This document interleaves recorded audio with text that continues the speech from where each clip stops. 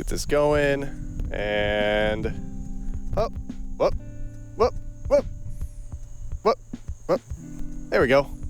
That's better. I received this for free. If you film solo, how can you get a shot like this?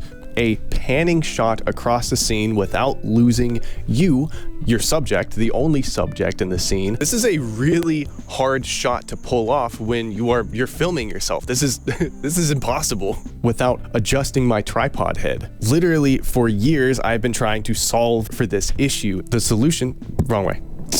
This is the Sunfo M4 motorized pan tilt tripod head. It's a bit of a mouthful, but it is what it is. So this thing is incredibly simple to use, and there's not a whole lot of like options or anything to really deal with. Anyone can just pick this thing up and learn how to use it within minutes. What's this? This is not a microphone video. Why are you doing this? Why are you not talking about microphones? Why are you talking about camera gear? This is stupid. This product is so awesome that I think it does deserve its own standalone video, despite this being a music and audio channel. The way this works is very simple. There are not a whole lot of controls that you have to deal with. On the actual tripod head itself, you have a battery indicator. Battery life is great. This thing lasts, it's like 10 hours. I have been filming this video on and off all day. Literally, the battery life hasn't budged. It's still at 100%. Now, the only other controls you get on here is an on and off button and a channel switch. So you can change the channel for the remote from 0 to 19. And then you can match that channel to the remote. You do get a very long range on this as well. It's rated for about 20 meters, which is like, that's all the distance I need. On the remote itself is where all of the actual controls are: left and right pans, up and down tilts. And then with the button here, you can change the speed of the pan and tilt. Very simple. That's all there is to it. You don't have to learn anything else. It is extremely smooth. There's no real, like, there is a ever so slight, just barely noticeable jolt when it starts. Thanks to my camera stabilization, it literally is not noticeable. Oh, let's see. Oh, lost me. Where am I? There we go. There we go. So one thing to note is that you cannot pan and tilt simultaneously. You can only do one or the other at a time. So you can't do sort of a diagonal movement. You can only move left, right, up, or down at one time. So if you are this close to the camera, you're all the way zoomed out, and you want to just get a nice little rotating shot of you walking around and talking, this is a very easy way to do it. So here are the speed settings. Here's how fast everything is. I'm at the maximum panning speed of 8, and I think that that's the perfect speed for just doing a little walk and talk like this. If you want to have the camera pan around a scene while you're talking, 8 is the speed to go. This is 7, nice leisurely pace. Here's 6.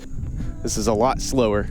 This is 5. It's a lot slower. So if you want just a nice, steady, smooth glide like this, I think 5 is pretty good. This is setting 4. It's a lot slower. It's like a step every 2 seconds. Now we start to get subtle. This is setting 3. It is very slow. So this is going to be a lot more slow pace. This is setting 2. This is how slow it is. This is very slow. And finally, setting 1. Yeah, this is the one where you really have to kind of wait for the camera to catch up, and you got to be very careful about how often you take a step, because one single extra step will just put you way over here and you got to wait for the camera to catch up. Now for tilt speed, again, I am all the way zoomed out, up and down. This is setting 8, pretty good. Setting 7, it's decently quick. Setting 6, starting to get slower. I would say that 6 and below are where you should start to go if you are going to be zoomed in.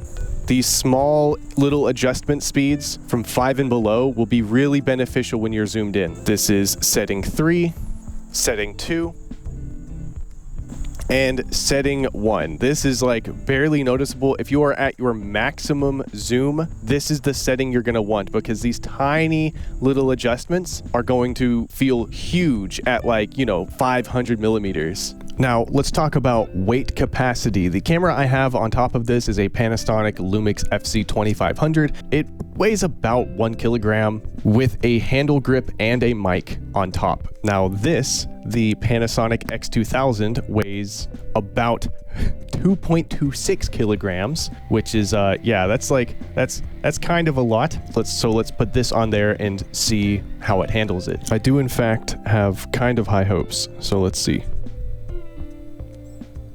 We're struggling. Let's see.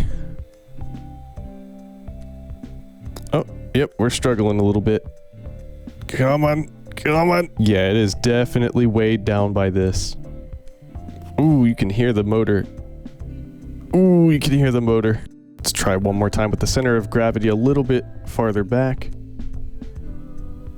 Ooh, this makes me nervous. I would not recommend putting a 5-pound camera on this. I don't think that's a good idea, but it's not breaking. It hasn't exploded yet, so I'm happy. I think I'm happy enough.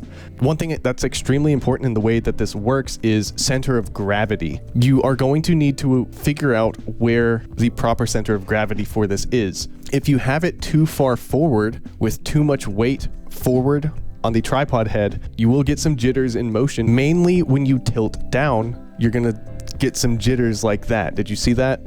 Let's see if I can catch it. There it is. Yep.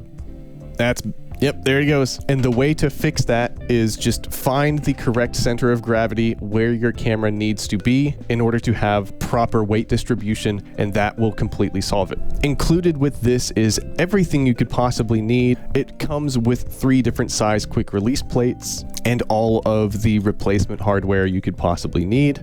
Build quality is pretty good. I mean, it's mostly plastic except for the actual head up here. This is all metal, but the body here, this is all plastic. But it doesn't feel cheap or anything like that. It is hefty. There's some real weight to this thing. Let's get into the very, very few complaints about this that I actually have. And they're not, I can't even really call them real complaints. So the actual tilt and pan speed, I think, is relatively slow. Yeah, this is as fast as it gets.